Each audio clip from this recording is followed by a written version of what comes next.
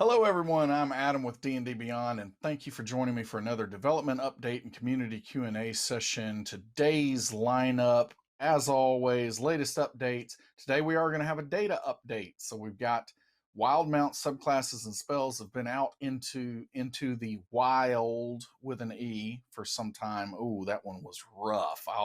I'll really do better, I promise, the rest of this hour. But they've been out in the wild for a little while, so we'll take a look at which of those subclasses are being chosen the most and which spells are being chosen or prepared the most for a data update today. We'll talk about what's upcoming, and then I will try to leave as much time as possible for questions. Let's jump right in. Oh, as always, if you have a question, we've got some kind of magic, the magic of technology happening that is going to capture those questions from chat. And then at the end, hopefully we will be able to get to your question. It never actually happens like that because there are too many questions, but ask those questions and we'll do our best to get to all of them. Latest updates. So work in progress. We've been talking about this for a few weeks.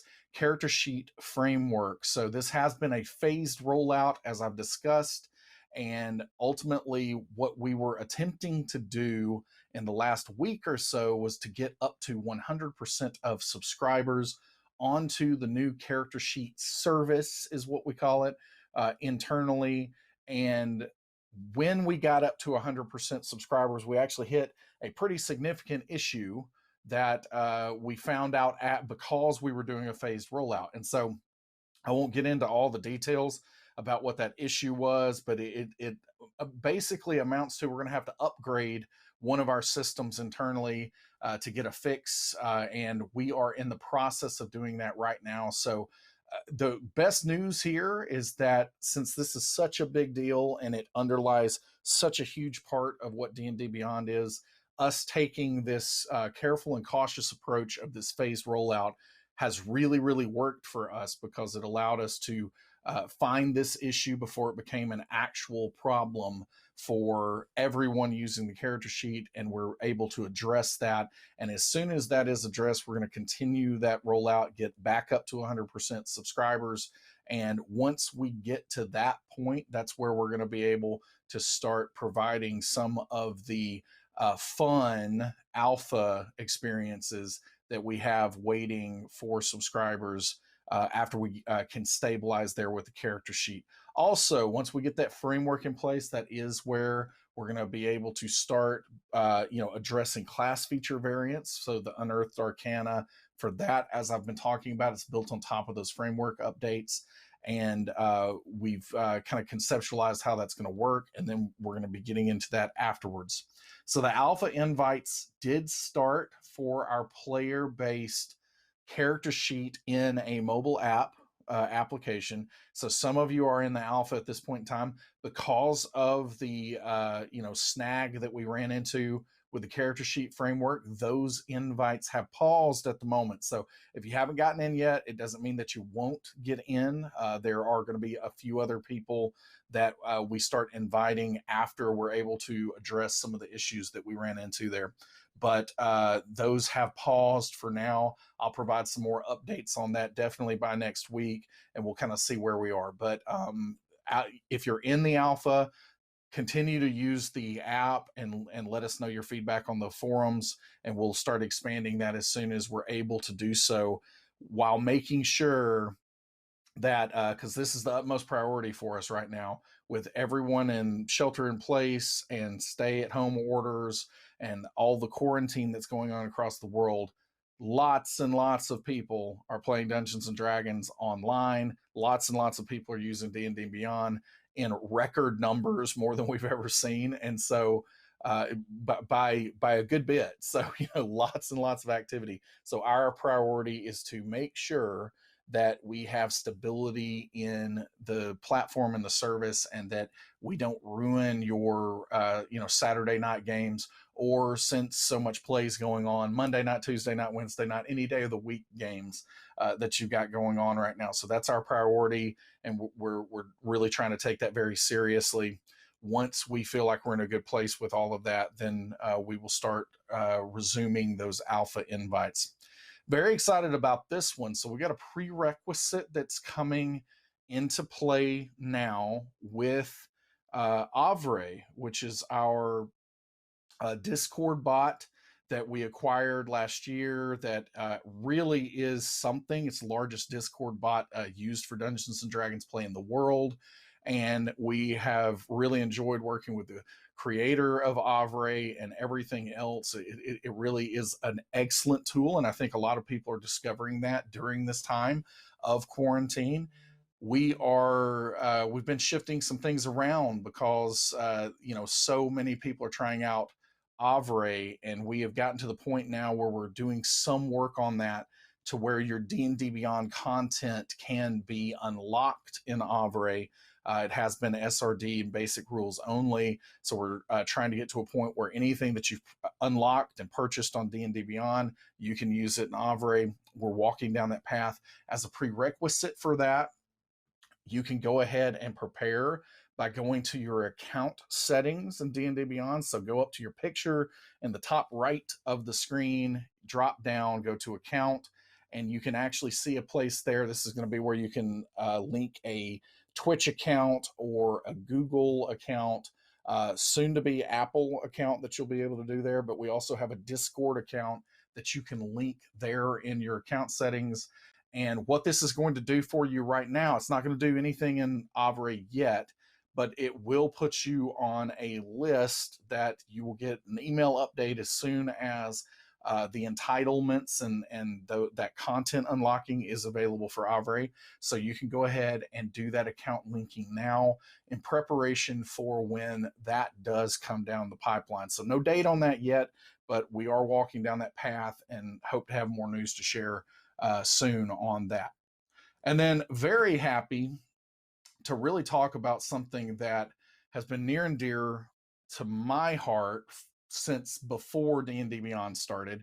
I have been really trying to figure out a way, because I'm part of this community as well, and I've been a fan of Dungeons and Dragons for 25 plus years at this point. I adore this game, and I adore the people out there that are part of this community, and we have wanted to find a way to try to bundle hardcover and digital purchases for some time. There's all kinds of complexities around this that make it far less cut and dry than any of us would like for this to be. But we do have, we kind of had some starting points with the D&D Essentials kit that released last year, because that was a box set and we could get a code inside a box. We are seeing another small victory here with what's going on with hardcover and digital bundling, and that is we are teaming up with local game stores. I love local game stores. Shout out to the Deep Comics and Games that I go to very frequently here in Huntsville, and love these local stores. And if the store is part of the WP and the Wizards Play Network, they are going to, and I think there are about 3,000 plus of those stores in North America today. So those stores, if you pre-order Mythic Odysseys of Theros from those stores, and most of those stores you can do, I know that we're in shelter in place and quarantines going on right now, but most of those stores you can order online or possibly through calling. But if you pre-order and purchase or purchase Mythic Odysseys of Theros from a WPN store, you will receive a discount code for the D&D Beyond version for 50% off. So this is a really, really great deal. It's the first 20 codes at each store. So most stores, that's going to be plenty of codes for. So there should be a lot of codes out there for people to take advantage of this deal and this, bundling promotion that we're trying to do here. So really, really excited about that. Here's a little more information that you're seeing from the D&D Twitter. This is their Twitter account, but ultimately very excited about being able to do this for the community. We're going to see how this goes. Hopefully we can do more and more like this in the future. We're definitely going to be fighting and pushing for that. But yeah, very excited about this, and excited that we're able to experiment with a new way to distribute some of these books that is very, very community centric, and we'll see how it goes going forward.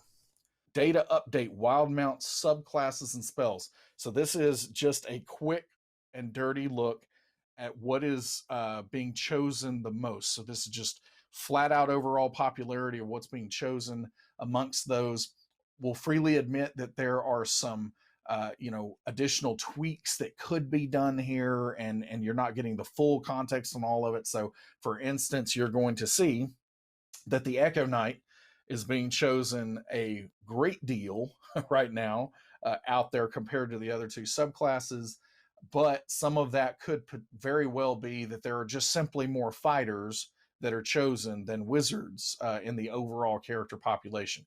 But either way, this is just giving a flat sense of how, which of these subclasses is being played the most right now across the 27, 28 million. Like, those characters just keep going up very rapidly these days. But across all the active characters that we have right now. So the Echo Knight is being selected the most, almost half of the time across the three.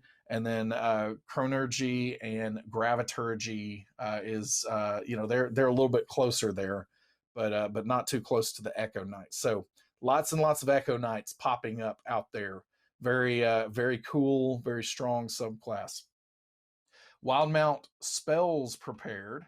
So Magnify Gravity, which is a very cool spell, is being chosen a great deal. But you'll see Fortune's Favor, Pulse Wave, and Gift of Alacrity are also being chosen quite a bit. I believe that those are all relatively lower level spells, so that could factor into the popularity. I can't remember Magnify Gravity, which level it is offhand. Somebody in chat probably is looking that up. If I go look it up on D&D Beyond right now, you might see all kinds of weird stuff on my desktop. So we're not going to do that right now. But ultimately, this is the picture of the spells in Explorer's Guide to Wildmount and what is being prepared, or that's what we call it even when a sorcerer chooses or a bard chooses a spell. These are the spells that are being chosen the most.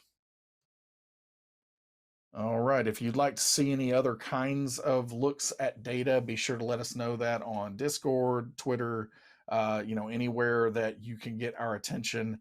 We certainly can, take requests. We can't always fulfill those requests, but we would love to know what you want to see. Upcoming, so I alluded to this earlier, DDB and Avrae integration. So you'll be able to use all your unlocked content from DDB that is non-SRD in Avrae. So that is something that is upcoming, and we'll share more news on that as soon as we have it. Digital dice post-alpha, we've talked about this. There are exciting plans for dice, and we can't wait to get into those, and I can't wait for you to see them.